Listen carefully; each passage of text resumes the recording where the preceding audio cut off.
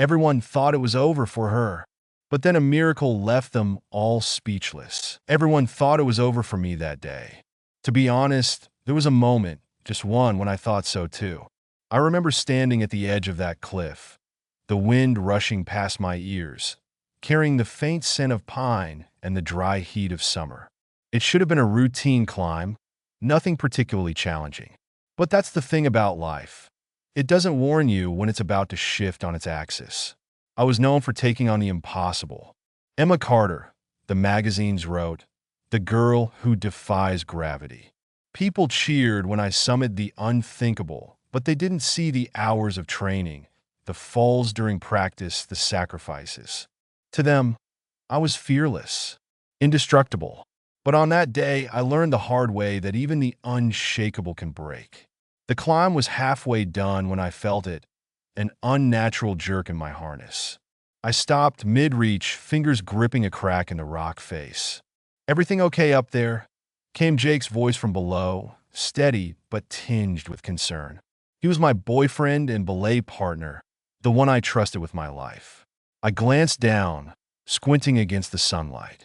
"Yeah, it just feels a little loose." "Did you check the anchor?" "Double-checked," he called back, giving the rope an assuring tug. "You're golden, Em." I nodded, my heart thumping a little harder than before. It wasn't unusual to feel nervous. It came with the territory. Fear was healthy. It kept you sharp. I took a deep breath and reached for the next hold, my body finding its rhythm again. The crowd below, small dots scattered near the base, cheered as I ascended. Cameras flashed. My name echoed faintly in the distance. I was used to the attention. Climbing had become more than a passion. It was a performance, a spectacle. People came to see the impossible, and I loved giving it to them. But then it happened. A sharp snap echoed through the canyon, louder than the wind or the cheers. For a split second, I thought it was just a rock breaking loose. But then my harness lurched and my stomach dropped faster than my body. Time slowed, as it always does in moments of terror. The rope above me flailed wildly, the severed end whipping like a snake in midair. I fell backward, the rock face tilting away as gravity yanked me down. My hands scrambled for a grip, nails scraping uselessly against the unyielding surface. I remember screaming, but it didn't sound like me.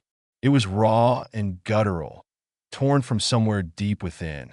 Below, Jake's voice was a distant roar, and the crowd's cheers turned to gasps, then silence. The last thing I saw before impact was the sky. It was impossibly blue, the kind of color that makes you forget anything bad could ever happen. Funny, the things you notice in your final moments. Then nothing. I woke up to blinding white. At first, I thought it was the afterlife, some serene, antiseptic version of heaven. But then came the pain, sharp and immediate, slicing through the fog of unconsciousness. My body felt foreign, like it wasn't mine anymore. Every movement sent shockwaves through me, a cacophony of aches and stabs that made me want to retreat back into the dark. "Emma," a voice said softly. I blinked, my vision swimming until a familiar face came into focus. My mom. Her eyes were red-rimmed, her expression a mixture of relief and heartbreak. "You're awake," she whispered, squeezing my hand gently, as though I might shatter. "Where?" My throat was raw, the words barely a croak. "What happened?" She hesitated, her gaze darting to someone out of view. "A nurse, maybe, or a doctor." Then she took a deep breath and said, "You fell, sweetheart. During the climb, you've been in the hospital for 2 weeks." 2 weeks? The words didn't make sense. I tried to sit up, but the moment I moved, agony shot through my legs and I cried out. Mom's hand tightened on mine, her voice soothing but strained. "Don't move, honey." The doctors, they had to operate. That's when I noticed the casts. Thick, white, immovable. My legs, wrapped up like mummies, suspended slightly above the bed. The room spun as realization hit me. My legs. What? I swallowed hard, forcing the question out. "What did they do?" Mom's lips trembled. "You broke both legs, Emma. Badly. They said the damage, it was severe." I stared at her, willing her to say something hopeful, something that didn't feel like a nail in the coffin. But she didn't. Instead, a man in scrubs appeared at my side, his expression professional but kind. "Miss Carter," he began, "you're lucky to be alive. The fall was significant, but the injuries to your legs were extensive. We've done everything we can, but I have to be honest. There's a strong possibility you won't regain full mobility." His words were a dagger to my chest. Strong possibility. A euphemism for don't get your hopes up. I turned my head away, staring at the sterile ceiling tiles. The world outside my window seemed impossibly far away. The cheers of the crowd, the thrill of the climb, the freedom of the summit, they felt like memories from another life. The days blurred together after that. Nurses came and went, poking and prodding, asking how I felt. I lied, saying I was fine when I wasn't.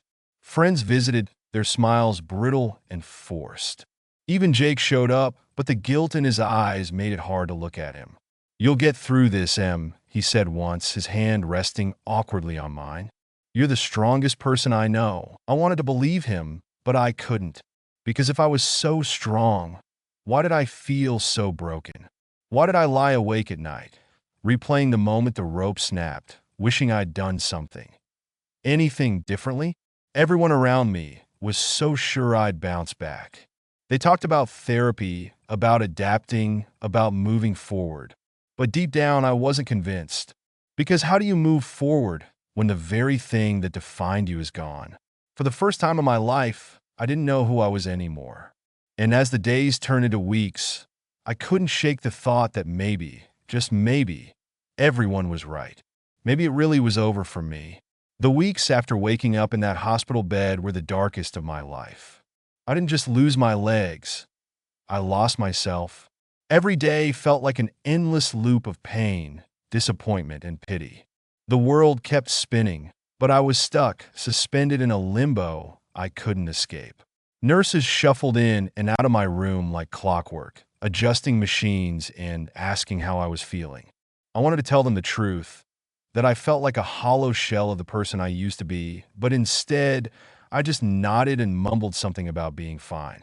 The truth was I wasn't fine. I was drowning. It started with the little things, like how even sitting up felt like a monumental task. The simplest movements sent sharp, fiery reminders of the broken body I was trapped in. And then there was the silence.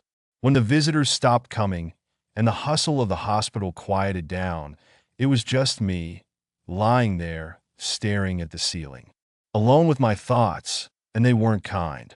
My mom tried to cheer me up. She brought books, magazines, even a tablet loaded with movies. She sat by my side for hours, talking about anything and everything, trying to fill the empty space with her voice. I appreciated it, but it didn't help. I could see the cracks in her composure, the way her smile faltered when she thought I wasn't looking. She was heartbroken, and I couldn't blame her. I was too. Jake stopped visiting after a few weeks. He didn't say why, but I knew. The guilt was eating him alive. I didn't blame him either. How could I? He'd been holding the rope when it snapped. It wasn't his fault, but that didn't matter.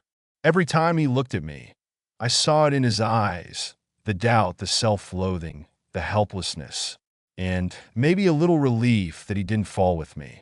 I told myself I didn't need him, or anyone else for that matter. But the truth was I felt abandoned. The people who used to fill my life with laughter and encouragement had slowly drifted away, their absence a reminder of how drastically my world had changed. My climbing partners stopped calling. The fans who once cheered my name forgot about me.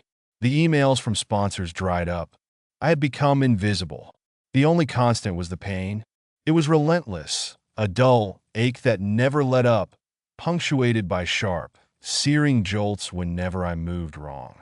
The doctors kept me on a steady drip of medication, but it dulled more than just the pain. It dulled everything.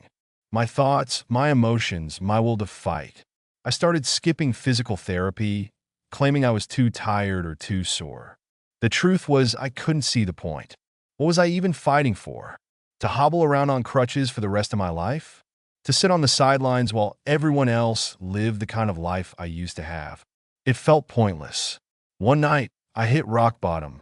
The nurses had dimmed the lights, leaving me alone with the quiet hum of the machines.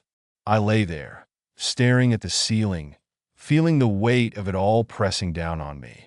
I thought about the girl I used to be, the fearless climber, the adventurer, the dreamer, and I couldn't reconcile her with the broken, bitter person I had become. I thought about the fall, about the moments leading up to it, and for the first time, I wondered if it would have been better if I hadn't survived. The thought terrified me, not because it felt wrong, but because it felt true, and that scared me more than anything else. The next morning, I met Peter. At first, I didn't want to talk to him. He was just another visitor, another well-meaning stranger who thought they could fix me with a pep talk and a pat on the shoulder. He wheeled himself into my room with a grin that was entirely too cheerful for my liking, his prosthetic leg catching the sunlight as he moved.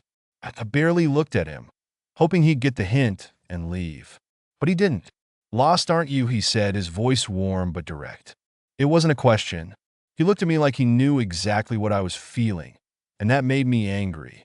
How could he possibly understand? He didn't know me, didn't know what I'd been through. "Not in the mood," I muttered, turning my head away. He chuckled, the sound light and unbothered. "You remind me of myself," he said, ignoring my attempt to shut him out. "I was you once." Angry, bitter, ready to throw in the towel. I glanced at him, skeptical. He gestured to his prosthetic. "Quel accident." Took my leg and nearly my life. Spent a year in this very hospital, convinced it was over for me. Thought I'd never walk again, let alone run. I didn't respond, but something about his tone, calm, steady, certain, made me listen. He leaned forward, his expression serious. "The first step is the hardest. Deciding whether you want to live as a victim or a survivor. It's not about your body, Emma. It's about your mindset. You've got a choice to make." His words stuck with me, lingering in the back of my mind long after he left. At first, I resisted them. It was easier to stay angry, to wallow in self-pity. But the more I thought about it, the more I realized he was right. I did have a choice. And the idea of living as a victim, of letting this define me, made my stomach turn. That night, I stared at my reflection in the hospital window, the faint outline of my face blending into the darkness outside. I thought about everything I had lost, but I also thought about everything I still had. My family, my friends, my stubborn streak that had gotten me through countless challenges before. Maybe I wasn't done yet. Maybe my story wasn't over. The next day, I went to physical therapy. It was brutal. My muscles screamed in protest, and I felt like I was dragging my body through quicksand. But I didn't quit. Peter was there, watching from the corner with a knowing smile. "That's it," he said softly, nodding in approval. "One step at a time." It wasn't much, but it was a start. And for the first time in weeks, I felt something I hadn't felt in a long time. Hope. Peter's words stayed with me like a mantra, echoing in my mind as I began to take my first tentative steps, both literally and figuratively, toward a life I hadn't yet figured out. The physical therapy sessions, which once felt like a cruel punishment, became a battleground where I fought my own doubts. Every stretch, every attempt to move what felt like dead weight, was a small rebellion against the part of me that had accepted defeat. The first time I managed to wiggle my toes, it didn't seem like much to anyone else. The therapist, a cheerful woman named Lisa, clapped politely and offered encouraging words. But it was Peter's reaction that hit me hardest. He wheeled closer, his face breaking into a proud smile. "See? Told you. That fire's still in there." That flicker of movement in my foot wasn't just progress. It was proof that maybe, just maybe, my body wasn't done fighting either. But it wasn't a straight road. For every tiny victory, there were days when nothing seemed to work. My muscles would lock up, or the pain would be too much, and I'd sit there in my wheelchair, feeling like a failure. Peter never let me stay in that mindset for long. He had an infuriating way of knowing exactly when I was on the verge of giving up. On those days, he'd roll into the therapy room with a grin and say, I brought snacks, producing some absurdly healthy granola bar that tasted like sawdust. I didn't eat them, but his persistence was enough to pull me out of my own head, at least for a little while. One afternoon, after a particularly grueling session where I managed to stand with the help of a harness, he parked himself beside me as I slumped in exhaustion. "You know," he said casually, "you're a lot tougher than you think." I scoffed, the sarcasm practically dripping from my voice. "Yeah, I feel real tough right now." He chuckled, shaking his head. "No, really. Most people would have checked out by now. But you're here, and you're doing the work.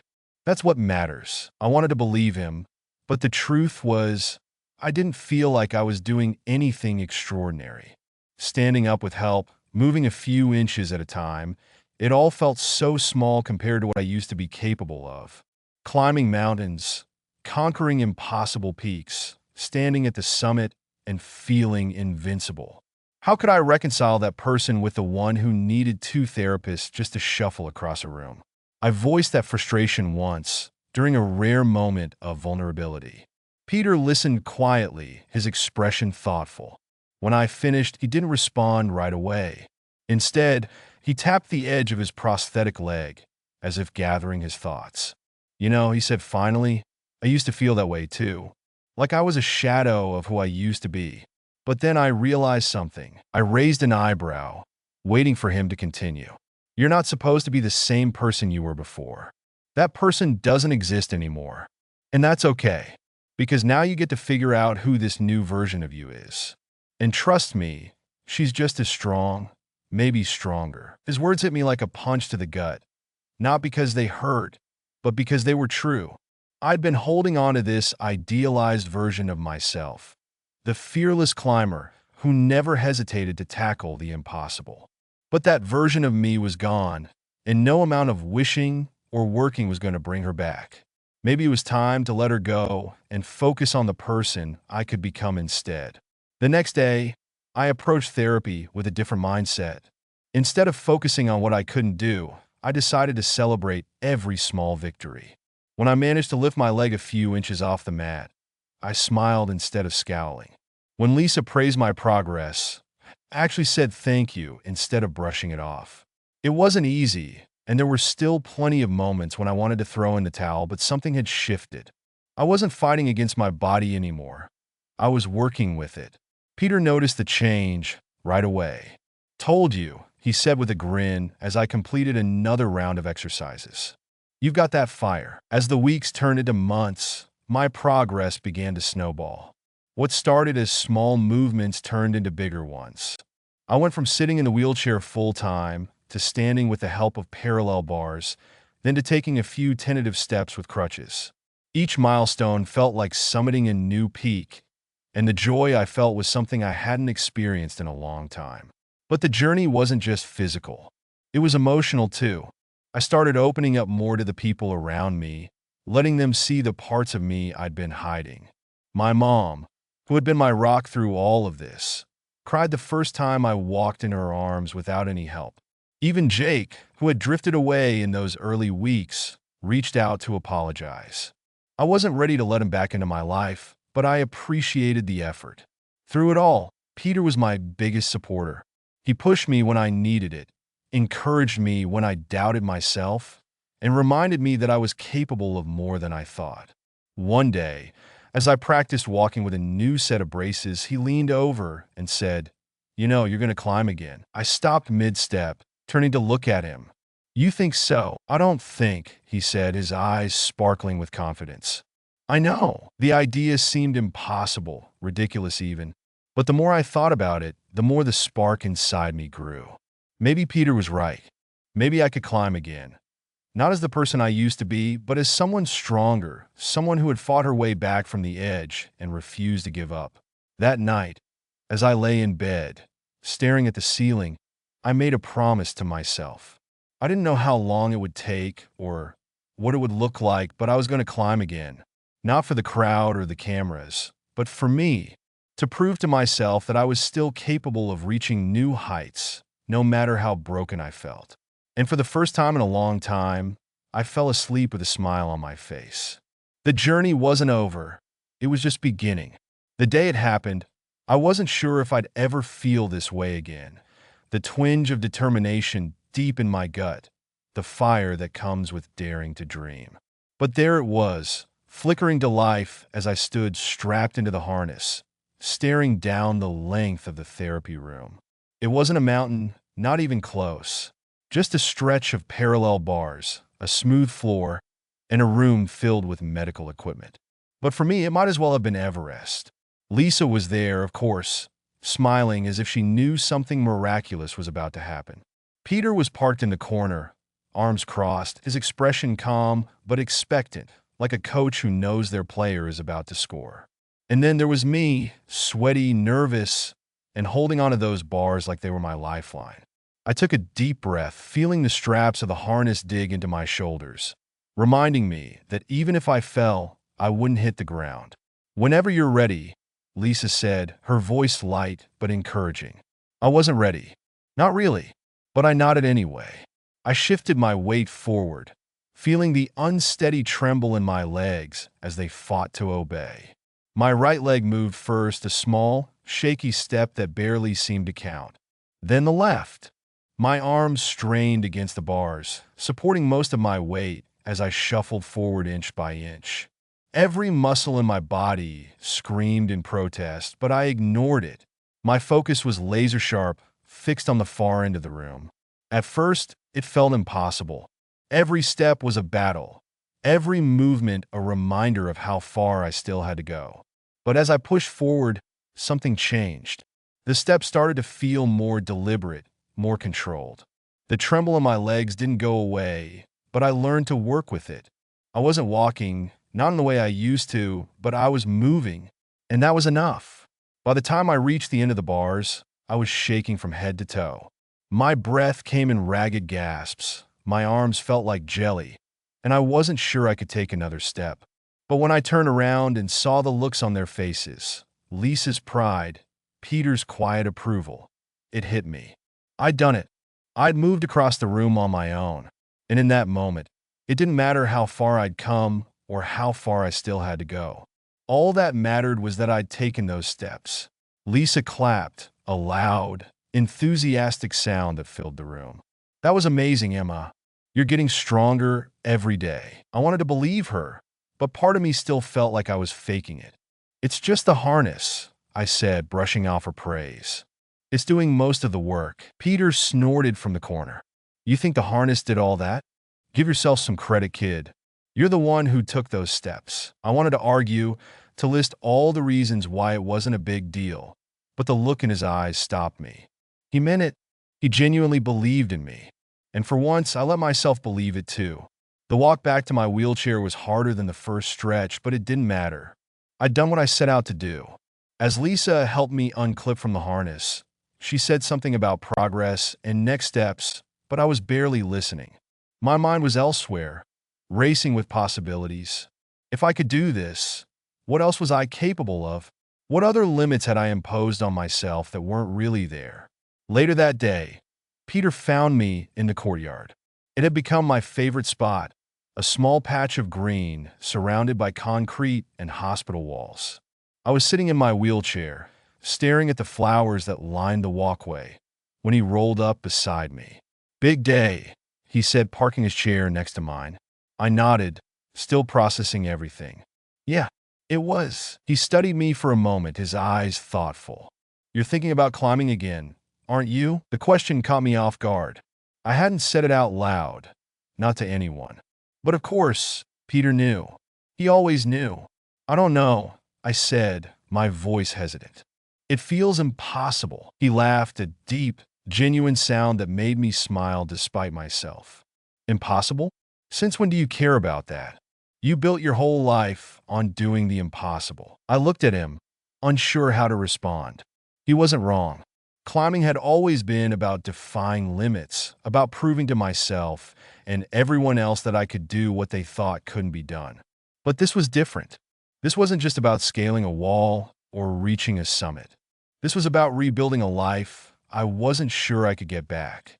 "It's not the same," I said finally. "I'm not the same." "No, you're not," he agreed, his tone serious. You're stronger now. I frowned, unsure if he was mocking me. How do you figure? He gestured to my legs, my chair, the whole situation. You're here, aren't you? You're fighting. Every day, you're proving everyone wrong. That takes strength, real strength. The kind that doesn't fade when things get tough. I wanted to argue, to tell him he was wrong, but the words wouldn't come. Deep down, I knew he was right. I wasn't the same person I used to be, but maybe that wasn't a bad thing. Maybe this new version of me, broken and battered as she was, still had something to offer. That night, I lay awake in bed, staring at the ceiling. The memory of the therapy session played over and over in my mind, each step a reminder of what I was capable of. And then there was Peter's voice, his words ringing clear and true. You're stronger now. For the first time in a long time, I didn't feel like a victim. I didn't feel broken. I felt determined. It wasn't going to be easy, and I had no idea how long it would take, but I knew one thing for certain. I wasn't done yet. I was going to climb again, not for the crowd or the cameras, but for me, to prove to myself that I was still capable of reaching new heights, no matter how far I'd fallen. It wasn't just a dream, it was a promise. A promise to myself that I wouldn't give up, no matter how hard it got. Because Peter was right. I was stronger now, and I was just getting started. The first time I touched a climbing wall again, I cried. Not big, dramatic sobs, but the kind that start deep in your chest and well up before you can stop them. I wasn't even climbing yet, just sitting at the base, staring up at the route above me. It was an indoor wall, carefully marked with colorful holds. Nothing like the rugged cliffs I used to tackle. But it didn't matter. To me, it might as well have been El Capitan. I hadn't planned to be there. The idea of climbing again felt too raw, too soon, even though I'd been thinking about it constantly since Peter planted the seed in my mind. Every therapy session, every step I took was building towards something, but I wasn't sure what that something was. Then, one afternoon, Peter showed up in my room with a grin and a bag slung over his shoulder. Field trip, he announced, tossing the bag onto my bed. I raised an eyebrow. Field trip to where? You'll see, he said, refusing to elaborate. He didn't give me a choice, really. Half an hour later, I found myself in the passenger seat of his van, staring out the window as we drove through town. When we pulled up to the climbing gym, my heart sank. Peter, I started, but he cut me off. Relax, he said, wheeling himself out of the van. We're just here to check it out. No pressure. The gym was buzzing with energy, the sound of laughter and encouragement filling the air. Climbers of all ages moved up and down the walls, their movements fluid and confident. I felt a pang of longing so sharp it almost hurt. It had been months since the fall, but seeing the thing I used to love so much, brought everything rushing back. Peter led me inside, chatting with the staff as though we were regulars. He introduced me to a woman named Maya, a climbing instructor with a kind smile and an infectious enthusiasm. She knelt beside my chair, her dark eyes meeting mine. I hear you're a climber, she said, her voice warm but matter-of-fact. Used to be, I muttered, avoiding her gaze. She didn't flinch. Once a climber, always a climber, she said. You just have to find your way back. I wanted to argue, to explain why it wasn't that simple, but something about the way she said it made me pause. Instead, I followed her and Peter to the base of the wall, where she gestured to a set of adaptive climbing equipment laid out on the mat. Modified harnesses, pulley systems, grips designed for reduced mobility. It was a whole world I hadn't even known existed. You don't have to do anything today, Maya said, sensing my hesitation. Just take a look, get a feel for it. I nodded, swallowing hard. I reached out, my fingers brushing against the textured surface of the wall. It was familiar but foreign, like running into an old friend you hadn't seen in years. My hand lingered there, the roughness grounding me in the moment. And that's when the tears came. Peter didn't say anything, just parked himself nearby and waited. Maya handed me a tissue without comment, her presence calm and steady. I wasn't embarrassed, not really. The emotions were too big, too overwhelming to care about how I looked. This was the first time in months that I'd allowed myself to fully acknowledge how much I missed climbing, how much I needed it. When the tears finally stopped, Maya crouched down beside me. "Whenever you're ready," she said softly. I wasn't ready, not even close, but I nodded anyway. With Peter's help, I transferred to the special harness. It felt awkward and restrictive at first, but Maya adjusted the straps with practiced ease, making sure everything was secure. Once I was clipped into the pulley system, she gave me a reassuring smile. "Take your time," she said. "Just see how it feels." I reached for the first hold, my hand trembling slightly as it wrapped around the plastic. Then the next. The pulley system took some of my weight, making it easier to focus on my movements. My arms remembered the motions, the instinctive reach and pull, but my legs felt like strangers to me. They didn't work the way they used to, didn't obey the way I wanted them to. It was frustrating and humbling, but also exhilarating. I didn't climb far that first day, just a few feet off the ground, but it was enough. When I let go of the wall and was gently lowered back to the mat, my heart was pounding, my arms shaking from the effort. Maya helped me out of the harness, her grin wide and genuine. "You did it," she said simply. I looked at Peter, expecting a sarcastic comment or a teasing remark, but his expression was serious. "Proud of you," he said quietly, and those 3 words meant more to me than I could put into words. The drive back to the hospital was quiet. Peter didn't push me to talk about it, and I was grateful for that. My mind was racing, replaying every moment on the wall, every muscle that had stretched and strained to make it happen. It wasn't the kind of climb I used to do, not even close, but it was a start, and for the first time in a long time, I felt like I had something to work toward. That night, as I lay in bed, I thought about the wall, about the way it had felt to hold on to something again, to move with purpose. I thought about the way Maya had said, "Once a climber, always a climber," and the way Peter had looked at me with quiet pride. Most of all, I thought about how it felt to be back on the wall, even if only for a few minutes. It wasn't just about climbing. It was about reclaiming a piece of myself, about proving to myself that I was still capable of fighting for the things I loved. I didn't know what the future held or how far I could go, but one thing was certain. I wasn't giving up. Not on climbing, and not on myself.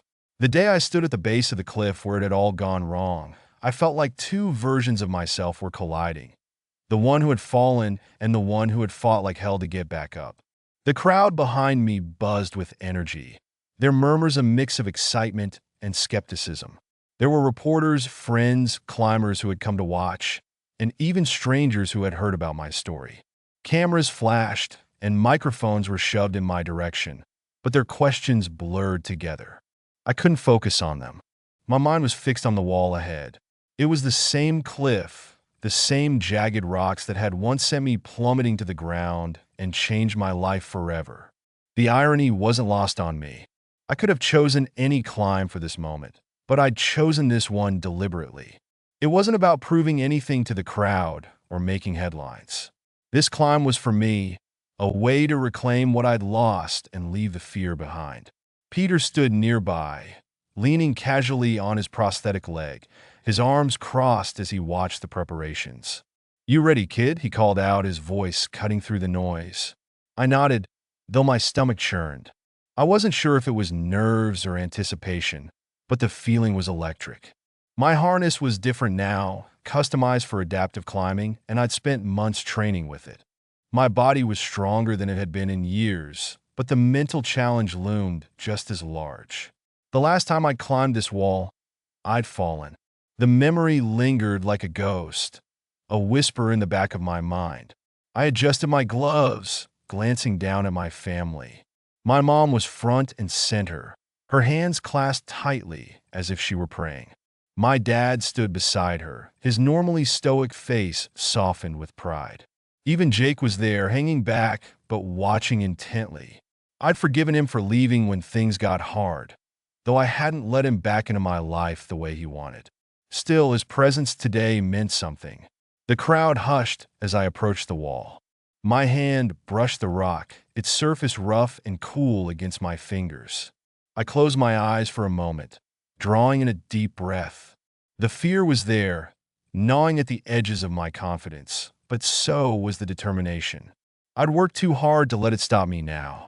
I reached for the first hold, my muscles tensing as I pulled myself up. The world around me faded. The cameras, the whispers, the eyes watching my every move. It was just me and the wall. The rhythm came back to me slowly at first, then more naturally. Reach, pull, plant, push.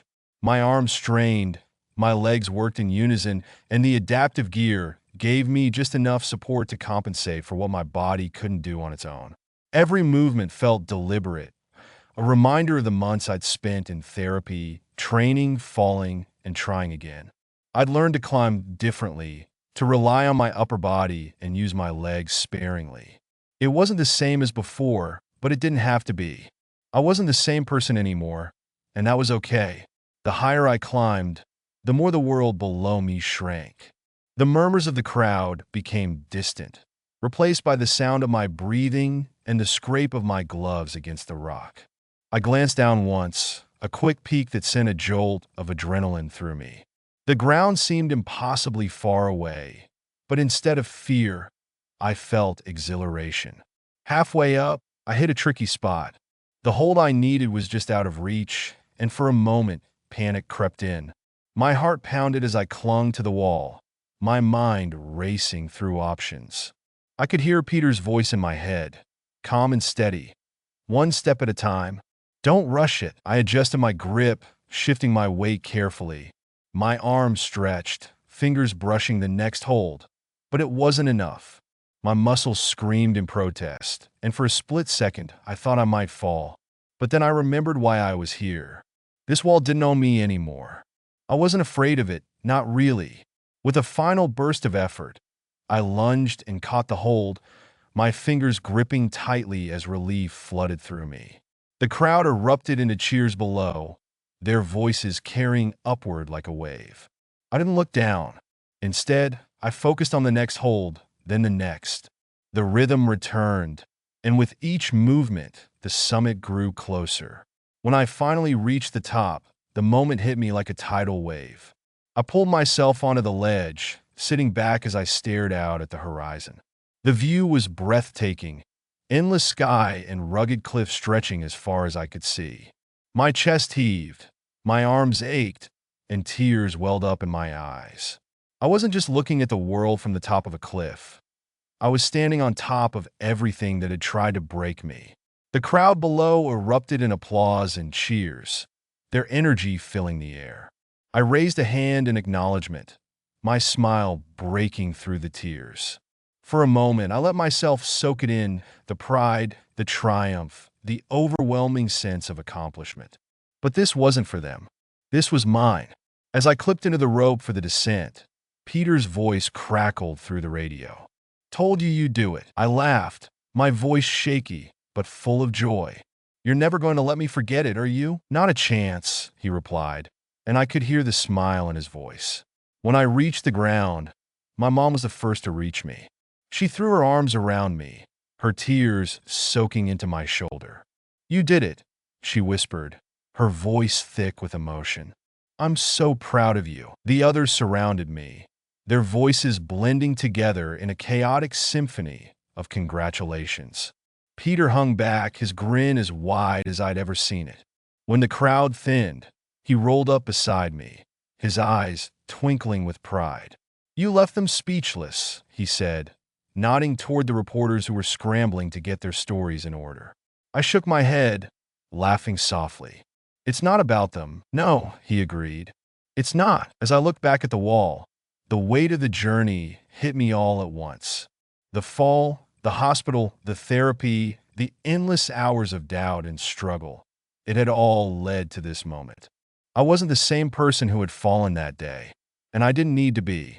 I was stronger now, not just in my body, but in my soul. The wall hadn't defeated me. Nothing could. This wasn't the end of my story. It was a new beginning, and for the first time in a long time, I couldn't wait to see what came next.